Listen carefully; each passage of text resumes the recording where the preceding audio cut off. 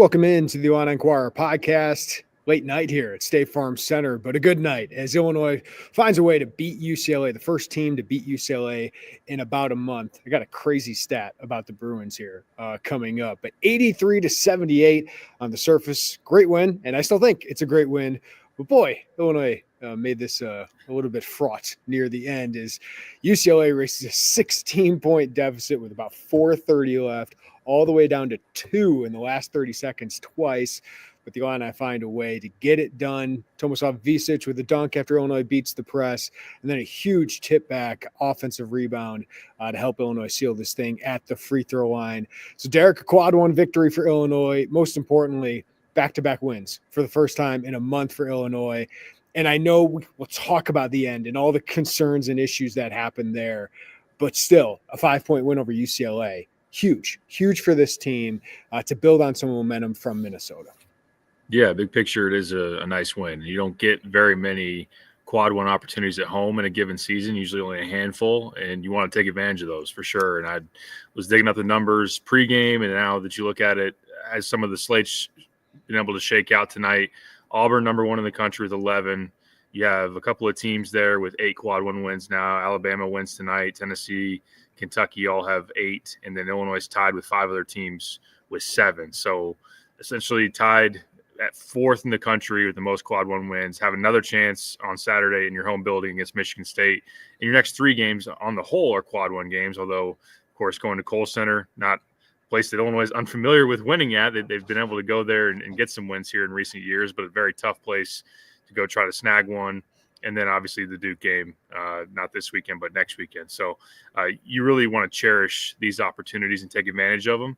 And Illinois, for a big stretch of that game to build the lead that they did, spoke to their defense outside of the coverage on Billadou, who was making those threes rain down. And some of it was kind of just the trade-off of stretch big versus stretch big. Illinois, UCLA wants to play hard hedge coverage, and that's going to leave Tommy on the throwback. And Illinois wants to play drop coverage. That's going to leave him sitting out there from 3 as well. But, yeah, we will talk about things getting dicey and why they did. But, yeah, back-to-back games as a win. I mean, to go on a run, we can talk about runs in March and ceilings and everything. You got to be able to string wins together for sometimes as different as those games need to ultimately look. But you got to just find a way to win. And they have won their last 2. And I just that was a team in UCLA that's beaten some good squads. Michigan State here recently, Wisconsin during their win streak as well. And you just stopped the hottest team in the Big Ten from continuing that forward, even as they got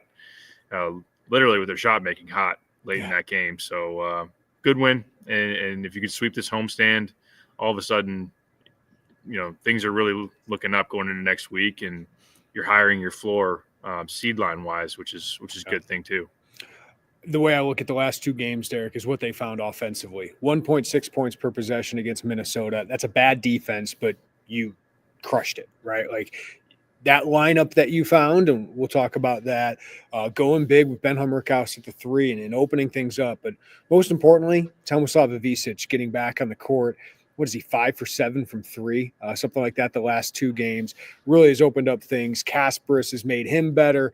Kasparas being back to Kasparas, 24 points tonight. Really controlled that game for most of the second half. 5 turnovers for him against this great UCLA defense, which I expected, but 1.3 points per possession against this UCLA defense, Derek, which was one of the tops in the country, especially during the last month, but one of the tops in the country during the season. And they forced turnovers, and Illinois played into that and gave them some easy buckets in that first half. But what they did offensively in the second half until the final 4 minutes was incredibly impressive. And it's why this team does have such a high ceiling, is you see what Kasparas and Tomislav and what this team healthy can be. And then, Derek, what they've unlocked with this lineup of going big with Ben Hummerkaus at the 3 and then bringing Will Riley and playing him 30-plus minutes. Kylan Boswell and Hummerkaus seem to have really kind of settled into their roles, but I think especially with Kasparas, Tomislav, and Will Riley, what they've been doing the last couple games is really encouraging, because that's just a tough cover for anybody.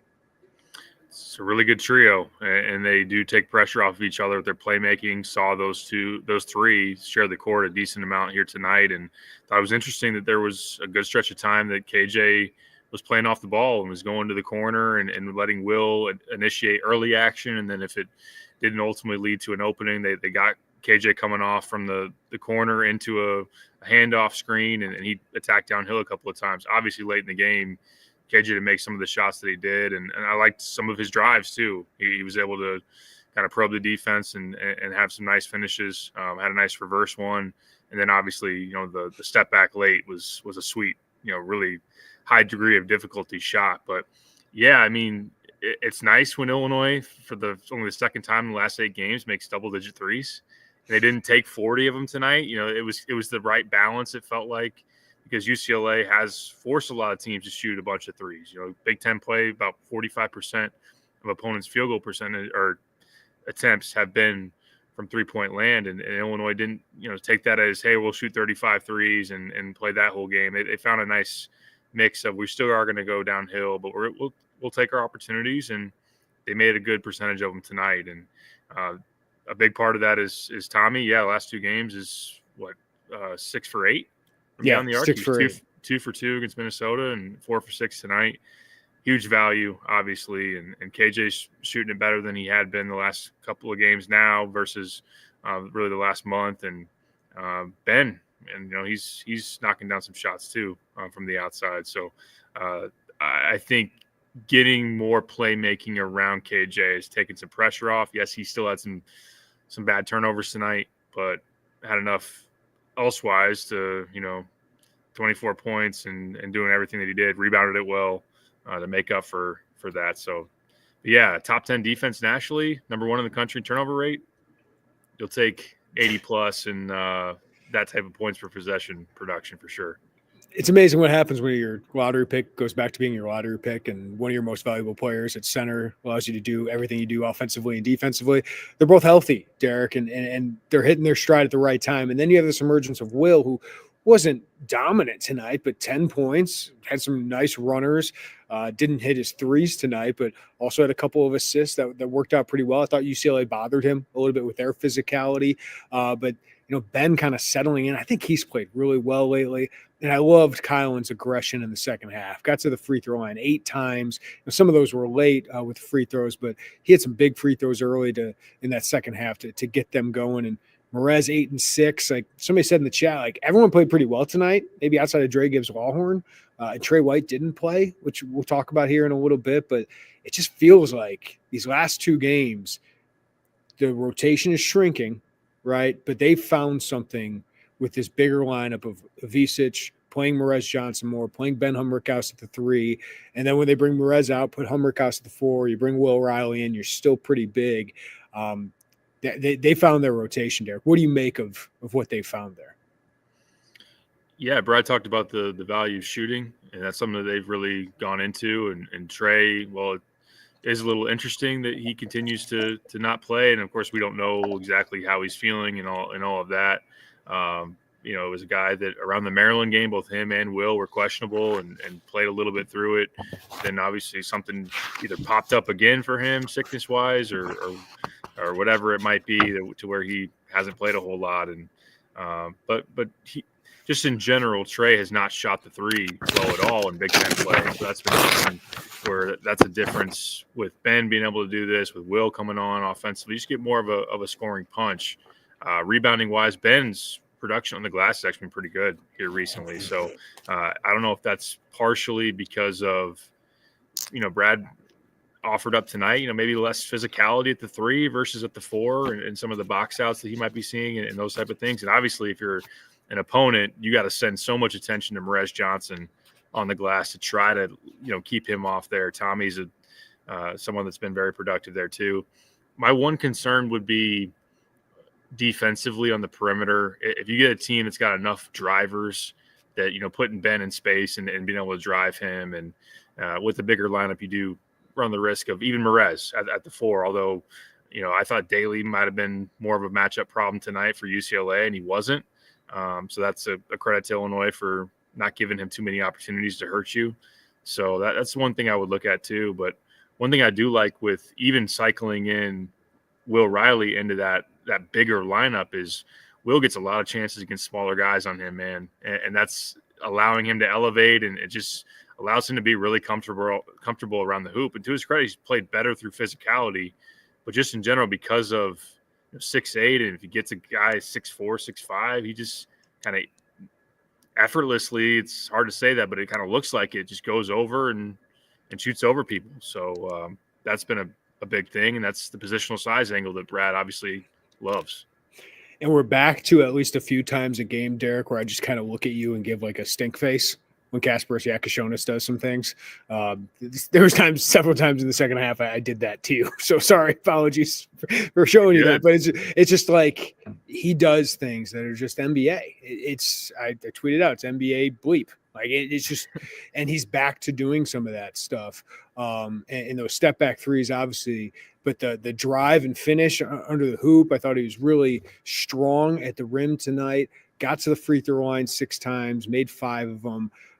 But also just that clutch shot with under a minute left when Illinois was not running offense. And we'll talk about that here. Just kind of looking to KJ to make something happen and to hit that fall away jumper at the buzzer. That was ridiculous. I mean, he's got like 4 or 5 closer games already this season. So it's just a joy to watch. I know he's got his turnover issues, but he makes up for it most of the time. Other than that 6-game slump, it's spectacular to watch. So came up huge in that second half.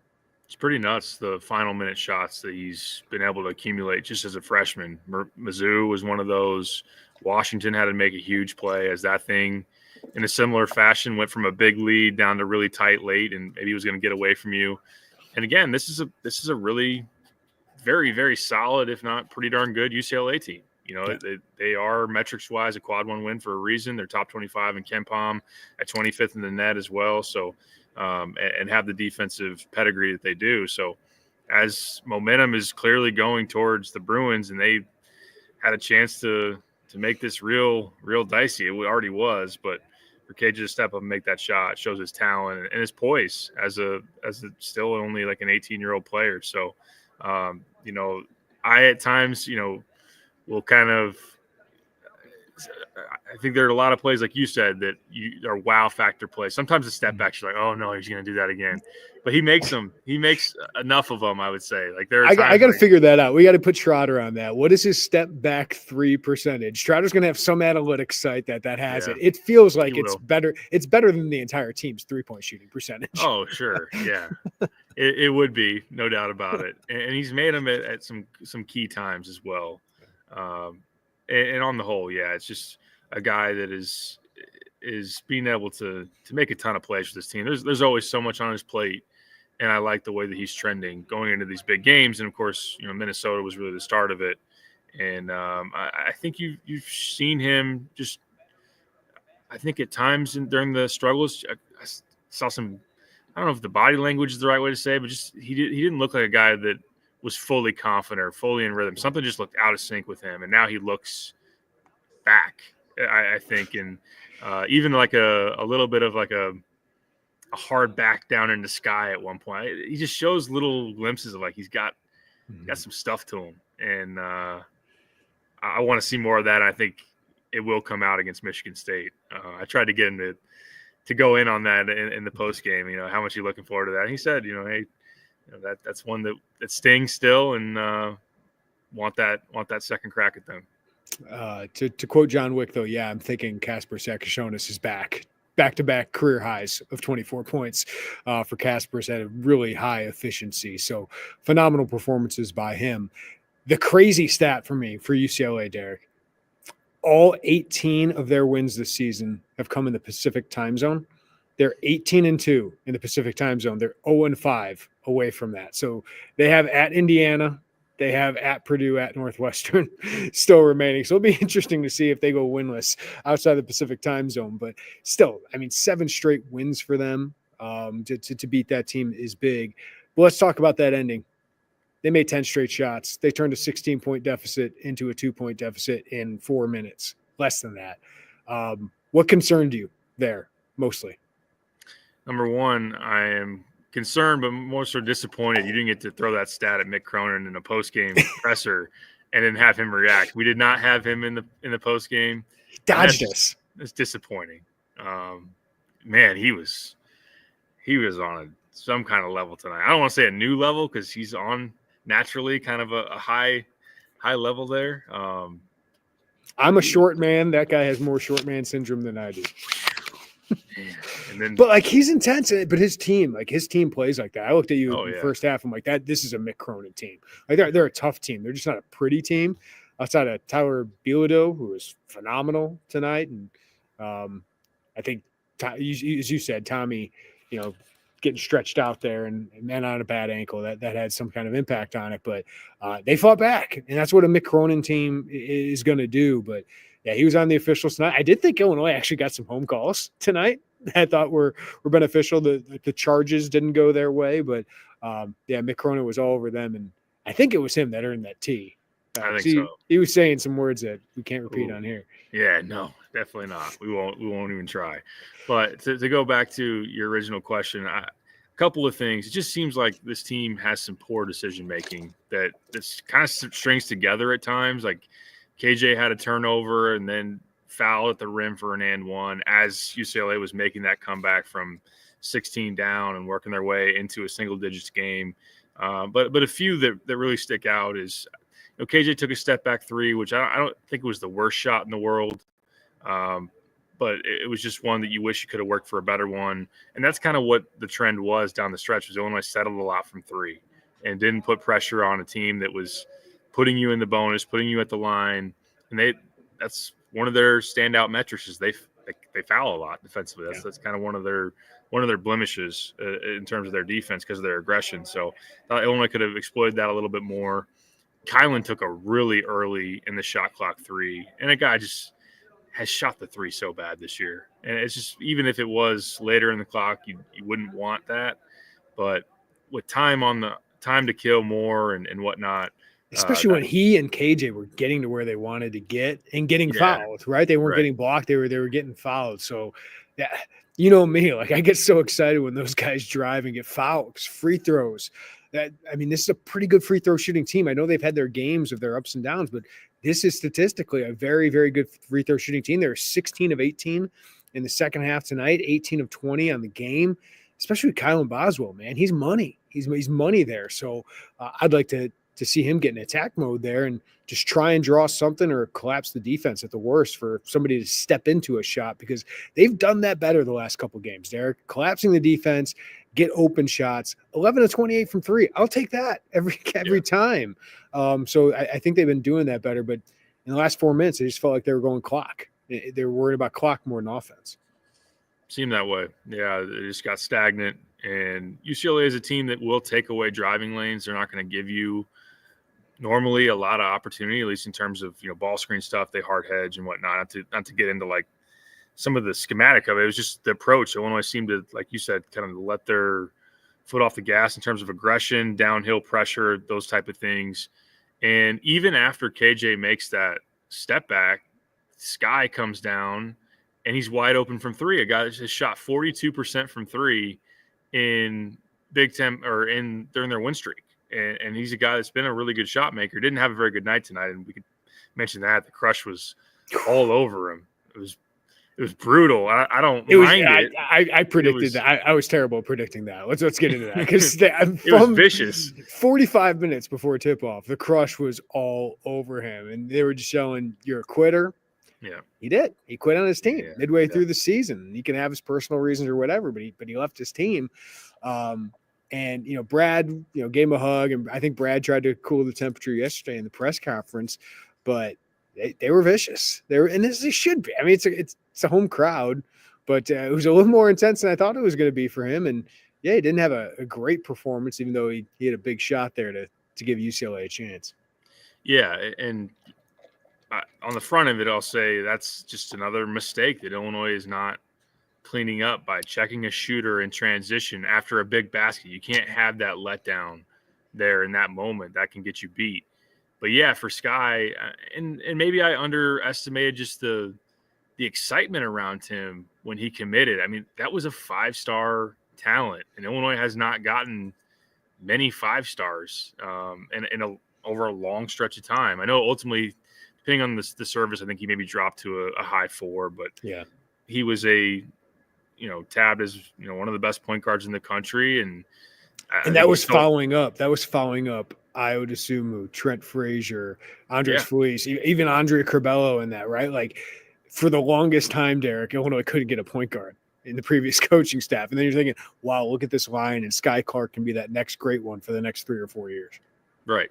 Absolutely. And a dude that was very marketable and sold a lot of NIL gear and whatnot. And I had the stats tonight. It wasn't super surprising. He played 7 games in this building. It's insane. Isn't that nuts? He was gone by early January, played 7 games in this building, and he was in and out of his Illini career. So does he stay? Does he stay at a school for the first time for 2 straight years? And I don't know since his freshman year. I don't know, freshman year of high school. I don't even know if he did that. I find it really interesting though that he went from Brad Underwood, right? We know the kind of coach he is in the program he had, to Louisville, which was just complete opposite of that in all the bad ways, to Mick Cronin, who is more like Brad, right? And we know Sky said good things to Trey White about playing at Illinois and his time there and what he thought of his coaching staff, which was all positive, even though he left. So it's really interesting that he's gone there, and I'm just wondering if he sticks there, because it seemed like I wish we get to ask him, but does he have any buyer's remorse from that, especially going to Louisville? Yeah, right. I mean, opportunities were not short, in terms of coming his way at Louisville. And if this would have – now it all got wrecked because it would look like, okay, Sky is the point guard of the future. Wait, Jaden Epps is better than Sky as a freshman. And then Sky's gone and Jaden Epps is also gone. So how that would have looked, I don't know. Ultimately, he hasn't lived up to the player that he was supposed to be, obviously. Who would have thought at that time a transfer forward from Southern Illinois would end up the better point guard for Illinois? Unbelievable, right? Unbelievable. But that's a great line, by the way. Yeah, and now he's a solid player who has defended pretty well this year. He shot the 3 well during this stretch. He's close to home. Obviously, his family in the LA area, so I could see him sticking at UCLA for another year. But yeah, I mean, the track record is bouncing around everywhere, which way.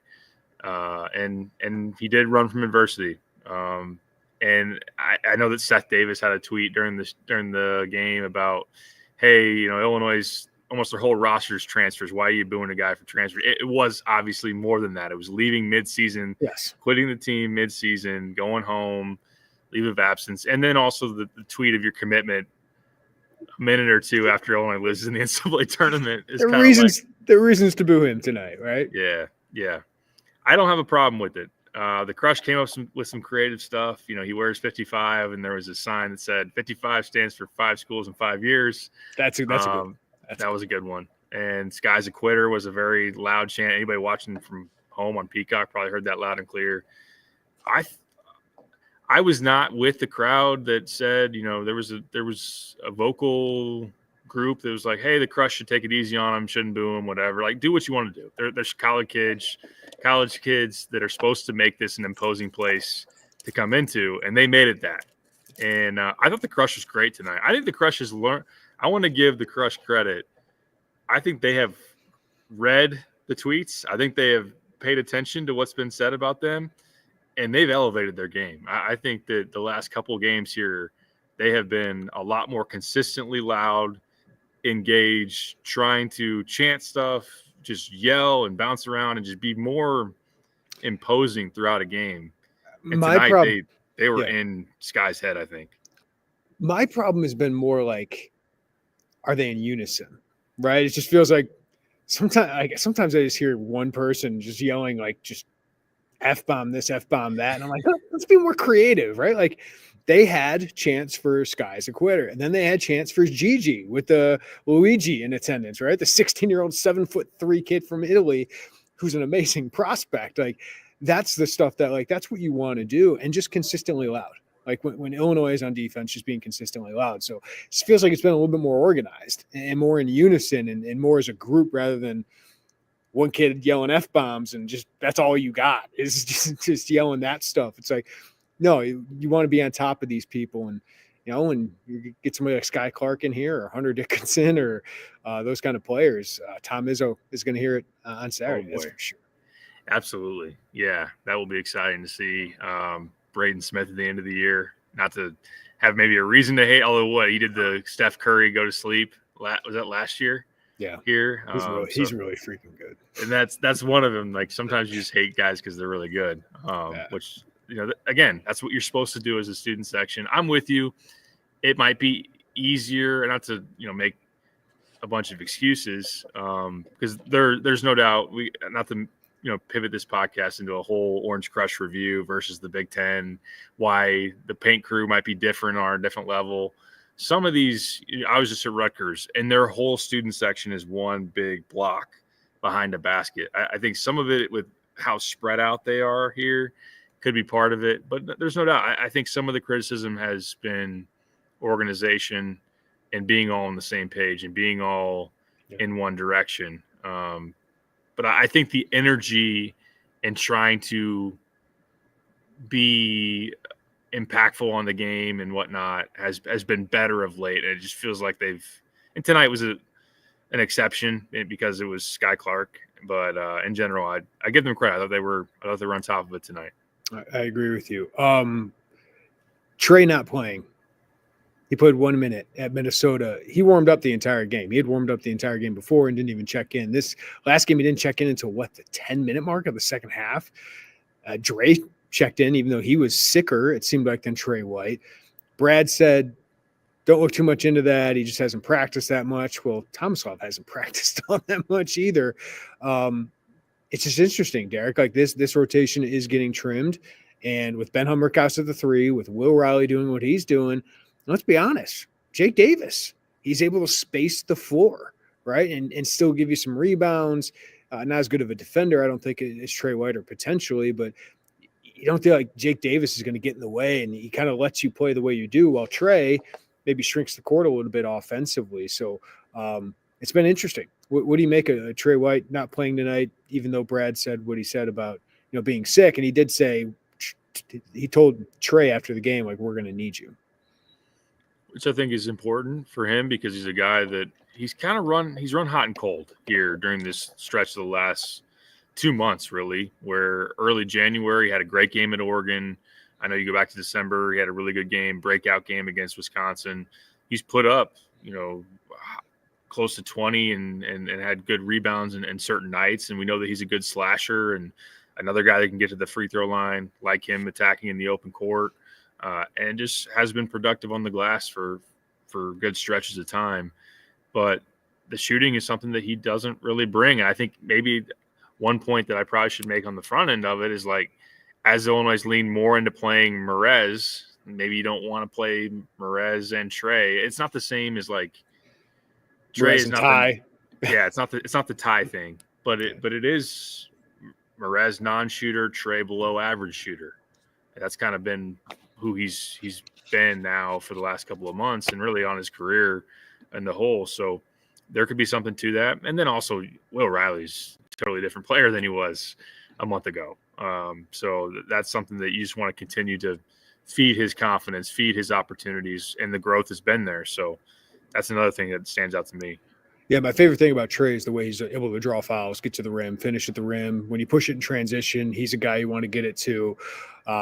But yeah, Merez is kind of giving you some of those things, right? And then you have Will doing some of those things too. So the other interesting thing there, Derek, these guys are playing heavier minutes now, right? Casper is 37 minutes tonight. Tomislav, 32 on a bum ankle. Ben Hummerkaus, 35. Will Riley, 31. I know people have talked about getting him in the starting lineup. He's playing 30-plus minutes the last 4 or 5 games. So it's what happens. Michael Tulip tells us every year, you want to play 9 or 10. That's not going to be the case once you get into winning time and in the end of the season. It's going to be 7 or 8 guys. And I think we see who the 7 or 8 guys are. Yeah, no, that's a great point. It happens every year.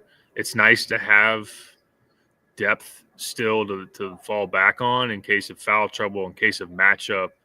And Brad can kind of experiment a little bit, throw a guy out there for a 4-minute stretch. And, if Dre has great energy in a given game, makes a couple of splash plays, he can lean more into it. Or if a certain guy doesn't have it on a given night, you can use the bench as accountability or just try to ride hot hands and whatnot. But this is the time of year, like you're saying, is where you get your guys and you lean into those. And I want to see Will Riley and KJ and Tommy share the court as much as possible. I mean, those dudes make you so hard to guard because a team like UCLA has Kobe Johnson, who's one of the best defenders in college basketball, but he can only guard one of KJ or Will, and that opens up different playmaking that you can exploit when they might have Tennessee was a good example. Jemai Meshack, Will wasn't who he is now back then, so that makes Illinois all the more dangerous. So that's what I want to see,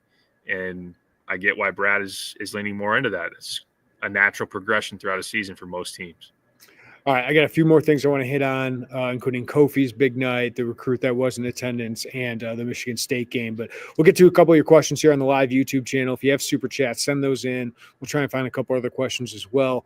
Rick C. asked, Derek, I missed the game tonight, so I'll just ask you, if you had to pick one thing to be this team's kryptonite, what would it be? I have my idea, Derek. Do you have one? I do. You could go a couple different directions. Turnovers is one thing. That's it. For me, that's it. Yeah, that's where I would start. And they were racking up early, but at the same time, UCLA was not doing much of anything offensively. That was one of the frustrating parts. Is like you see half of UCLA's point production was points off of turnovers. So like if you cut down some of those, that you would have extended it even more. But by the way, UCLA 5 for 21 on non-rim twos. When you forced them into the shots you wanted to, they were awful. Yeah. Yeah, and that's playing the numbers game. And again, that's part of what Illinois wants to welcome you into. So but it's turnovers because it's the double-edged sword, really. Like it hits you both ways. It hits you from not getting chances to put shots on the rim to offensive rebound. And then usually it's a pretty good avenue for that other team to go down there and score on you. Numbers advantages, fast breaks and whatnot. And they just make too many bad decisions still for a team that, that can pop up and bite them at the wrong time. All right, Ryan hits on the topic. So he asked, good or bad that Michigan State will be coming off an embarrassment against Indiana, losing at home, right? That was a home game tonight. Yep. Losing to Indiana, that's our first win in like a month or something like that. So, yeah, that's a shocker. But Michigan State's kind of coming back down to earth a little bit here, Derek, as we thought they would a little bit with their schedule getting a little tougher. I did not expect them to lose to Indiana, but they've lost 3 of their last 4, including this one at home to an Indiana team that had lost 5 straight games and in 7 of their last 8. You could argue it either way, really. You could say if Michigan State won, then it would make the win against them if you beat them on Saturday look all the more impressive in the net as far as that goes. There's still the argument, Michigan State's got a tough schedule to finish this thing, including coming to Champaign, that you could pass them up. Would it equal a Big Ten title? No, because Purdue they just lost to Michigan. So it's getting interesting at the top. Illinois still is a rung or two too far with some of the losses. You don't lose at Nebraska. You don't lose at home to USC. It's a different conversation. But you would like the opportunity to pass up Michigan State in the Big Ten standings. That's a team that's still a seed line 2 ahead of you in terms of the NCAA. But that's one thing that in looking at this, some of the bracket matrix stuff, like Illinois and UCLA were literally in bracket matrix. UCLA was the last ranked 5, and Illinois was the top ranked 6. Some of these games end up being jockeying for position come Selection Sunday. So, and there's going to be a lot of that in the Big Ten here, Derek. What a night in the Big Ten is. Was it Michigan beat Purdue earlier tonight, 75-73 in Ann Arbor, came back and won that one. So Michigan now leads the Big Ten, Purdue and Michigan State right behind them. And then Illinois is trying to fight for that double bye. I know they got to win a lot of their games here to do so, but they gain a game on UCLA, right? And you win more games, you get a better seed there, and, of course, you get a better seed in the NCAA tournament. So it's going to be a fantastic finish in the Big Ten. Absolutely.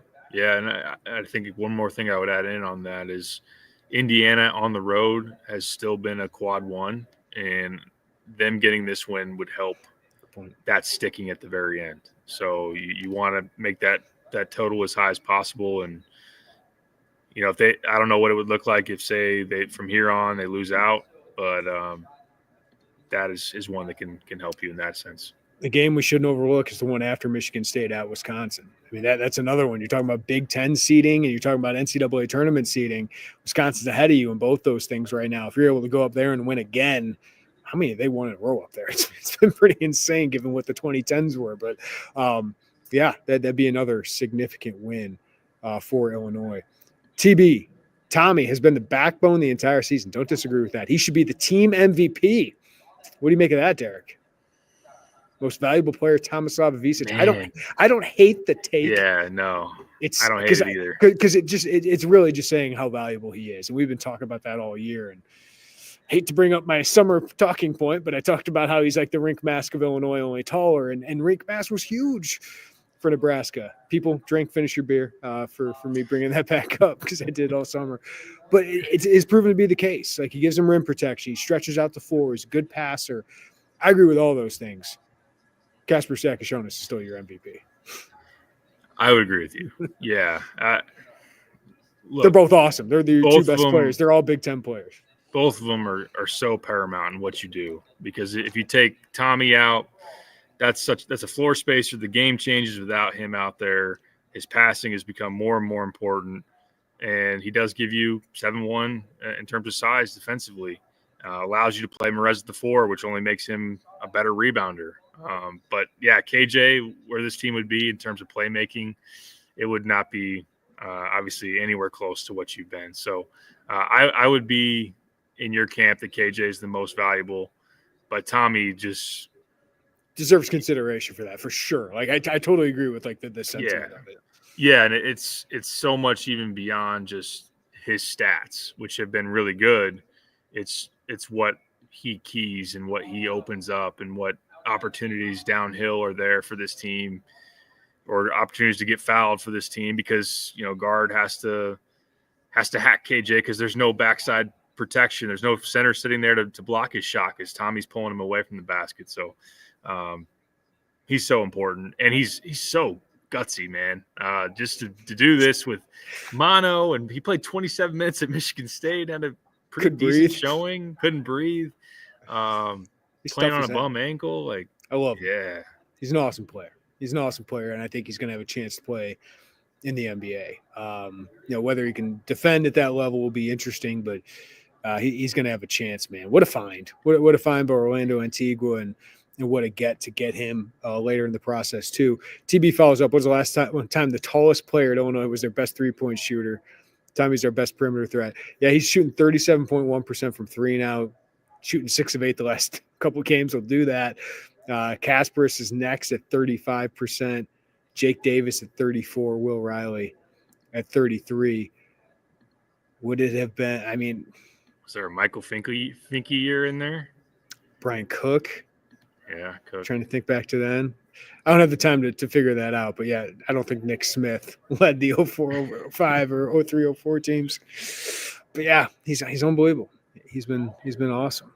Derek, I want to ask you about Kofi Coburn getting honored tonight. Awesome seeing the big man back here.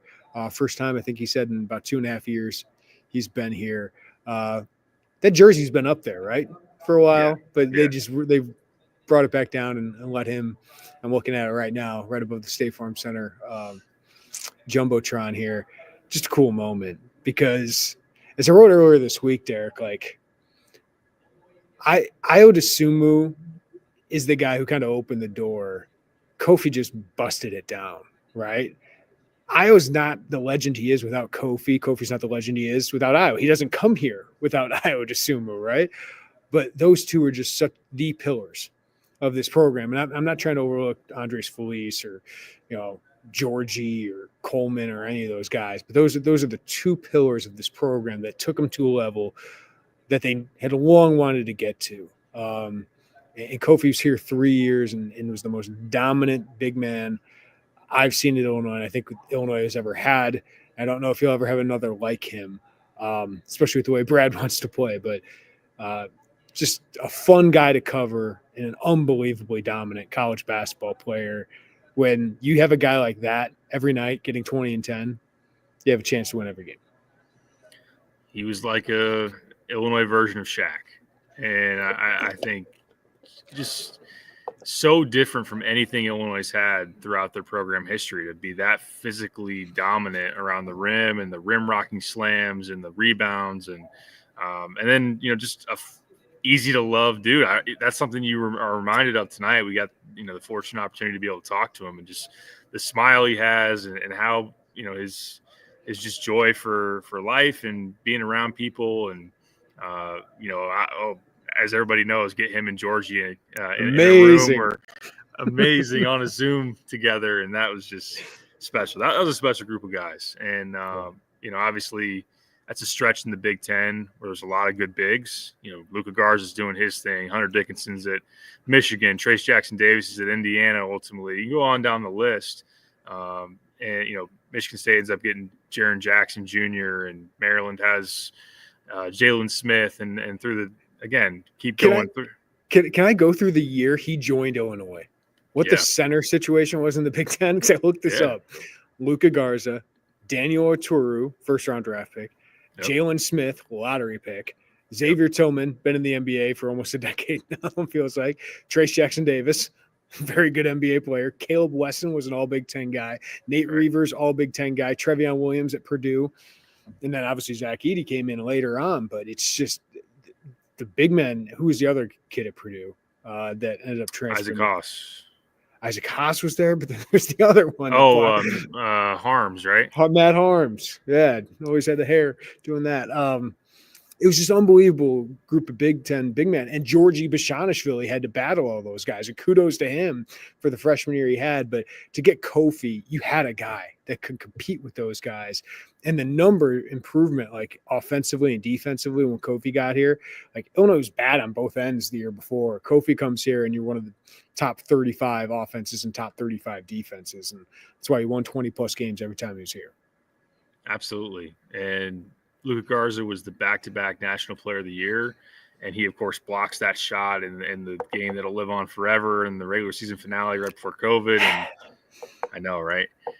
And that started a 3-game that turned the Iowa rivalry. Like Illinois had lost 3, 4, whatever it was in a row against Iowa, and then they win that game. Then the COVID season, they beat them here, and then beat them in the Big Ten tournament. And Kofi was awesome in the Big Ten tournament. Especially that game. And then you win the championship on your home court against Iowa, right? Yeah, right. Exactly. That too, as well. He was a game-changing addition. Perfect pair with Io. Both those guys were program legends. It's very fitting they'll go up right side by side there, as they've been in the rafters. But yeah, just to see Kofi, who, there's a lot of people that wish that he could get one more year, right? Let's bring it up. TB asked, not sure if we paid him enough. Kofi would have been the highest paid transfer if he go in the portal. But other people were bringing up, like, what if Kofi, Plangineer, the Kofi uniform retirement made me wonder what is another season with the King could have been. Would have made a ton of money here or somewhere else. Right, that was he entered the transfer portal at one point. If you forget that little chapter of the Kofi Coburn experience here at Illinois, but he was right at the beginning of the NIL. He had benefited from it. Could have benefited a lot more from it, like Hunter Dickinson has. He had 2 years of eligibility left because of COVID, and you wonder what Terrence Shannon, Kofi Coburn, and Matthew Meyer could have done together, right? Coleman Hawkins, what he would have been that year playing the 4 next to Kofi. Could have been a really, obviously, a lot better team, but he made his decision. He went overseas. He said he's really enjoyed it. He's made good money in Japan and South Korea. Could have made a lot of money in college basketball. So I get that what if of Kobe, even though he gave you probably a year longer than I thought originally you were going to get out of him. Oh, yeah, absolutely. You look at that offseason when you got Meyer and you got Shannon. You were a big player in the portal. You had NIL money to dish around. So the word was that, Kofi could have gotten $1 million and a half to come back for that one more year. And even it's crazy. Sheboy money, right? Yeah. Sheboy was making that.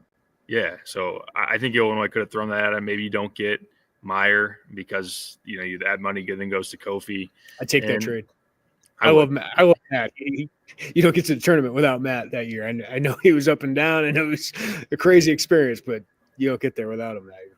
Yeah, so you get Shannon on the first year with Kofi. I know it would be clogging the lane a little bit there. Clogging the lane a little bit, yeah, but could make it work.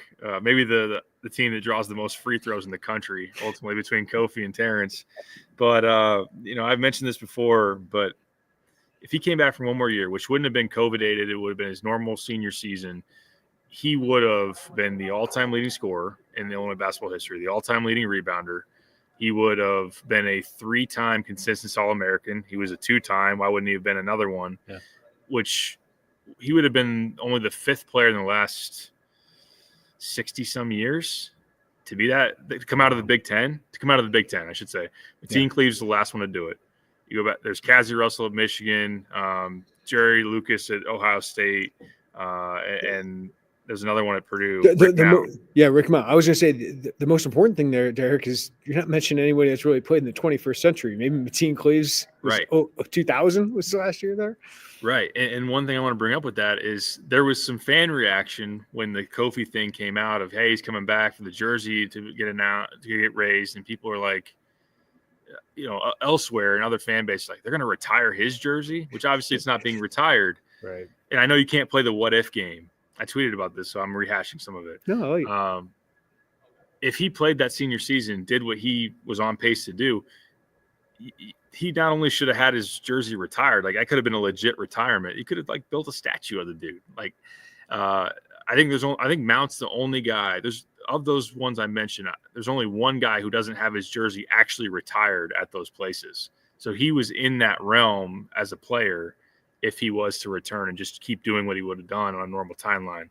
But even not playing the what-if game. He would have been Illinois' Zach Edey. Yeah. Right? I mean, Zach had a little bit more dominant of a year, right, than Kofi had in his final year, got his team to a national championship game, but it's similar kind of dominance. So yeah, like when you saw some of those people from, I don't know why people in Michigan care so much about Illinois basketball, but it was like, why would you even care? Like, yeah, he's one of the best players in program history. He's a big part of bringing this program back to the top of the Big Ten. So I love that he had that, because just a reminder of how important he was and how dominant he was. Because again, Iowa's legacy is not what it is without Kofi Coburn, and Kofi the same. Like, it's just, for me, that was the duo. And then Kofi wins a Big Ten championship without Iowa. So I love that he and Trent kind of had that year to kind of put their own stamp on it and do it without Iowa, because it gave them a little bit more shine. So just an awesome player. Absolutely. And where he helped elevate the program to allowed you to get that next wave, allowed you to get a Terrence Shannon. I think, obviously Illinois became a lot more attractive with the rise that they had, and just continues to pay itself forward. So, and then we'll get to talk about Terrence coming up here on Saturday. Yeah, because it was the best year ever I've seen from an individual player above Iowa. So that's where he went that last year. But yeah, we can talk about that in a little bit. But yeah, you weren't in the mix for Kasper Jakucionis and maybe even Tomislav. Like, some of these guys, you're not in the mix. It's kudos to Jeff for going overseas, but like now you're getting Kasparas, and now you're gonna have a chance at the next guys, right? So it's fed on itself, and Kofi was a huge part of that. Let's talk about overseas. Yeah, speaking of overseas, has there ever been a recruit more rooting hard for Illinois, as engaged in the game as this one today? Luigi Swigo? I think that's right. They call him Gigi. 7'3". He's 16 years old, Derek. Tell me about Luigi, who is into this game tonight. He was loving it, man. Goggling at one point. Yeah, he did the goggles on a nice KJ pass. He was wearing Illinois gear. He had the Illinois sweatshirt, the Illinois hat. He was out on the court, which is normal for a recruit, especially on an official visit to do. But Ty Rogers doing his part recruiting, by the way. Yeah, he did. He did, but he was very energized and active during the game. He's 7'3" from Italy. He is someone that at 240, his body's developed, and he was 7'1" listed throughout the summer playing FIBA. Maybe he's grown a little bit more. He's added a little bit of weight. he's really high upside prospect. He's a guy that can stretch the floor. He's becoming more and more of a willing 3-point shooter and an efficient one, and a guy that also at that size is a very good shot blocker. He's mobile. He's not like crazy athletic, but obviously when you're 7'3", how many guys are you got to put it in relative of that size. But he does have pretty decent mobility to get up and down the court, to be able to make a movement, and come over and help side block and those type of things.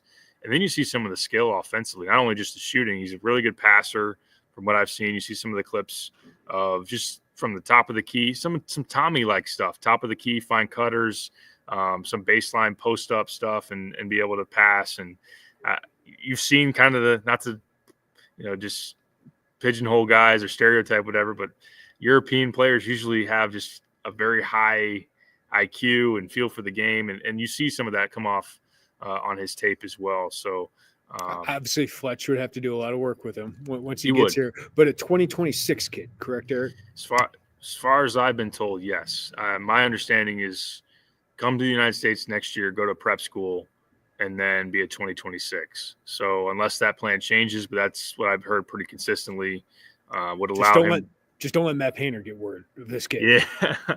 Yeah. You'd have to hold down the fort there. You'd have to get the commit, and usually in a situation like that, you can maybe help place him or give him advice on where he should look for a prep year. And if that ultimately ends up being the runway, but Jeff has worked this one really hard. He's gone over and visited him multiple times in Italy. Jeff's putting in major work over there, man. How about Jeff Alexander, man? Like, those Fears recruitments couldn't have been easy on him, because he did all that work and set him up to get both those kids. And Jeremy's a good player. Jeremiah's turned into a star, could be in the mix for the Bulls at their draft pick, right? Like, but he's turned into like an ace for them. Like, the longest time, it felt like Jeff was, he's the X's and O's assistant to Brad Underwood, who we trust. And now Jeff has just worked that overseas connection. He's had that connection for a while. And now you're getting some of your best players from over there. And Orlando obviously has been awesome too, with Will Riley and Tomislav this year. But Jeff's has really become an ace for them over there. He's found a niche, and it's been a very exciting one, because KJ with the talent, obviously, and being able to go back and dip into those talent pools. Sorry, I'm laughing because I saw somebody on our board, and I forgot your username. So Zach Perrin walked, so that Casper, Jakucionis, and Tomislav, like that was the start basically of it. It was. I mean, Benjamin Bosmans-Verdonk was in there too. But.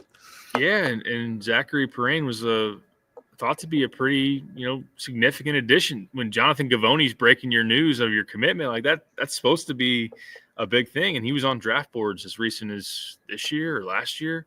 Wait till he comes back in State Farm Center, Derek. Oh boy, watch out. Was he here for one or two games, like home games? Yeah. I think he was like 2 games. Murray showed up at bragging rights, and Illinois got their butts kicked. I'm like, that had to be an interesting first experience for Zach Perrin. Yeah. It's like, oh, really?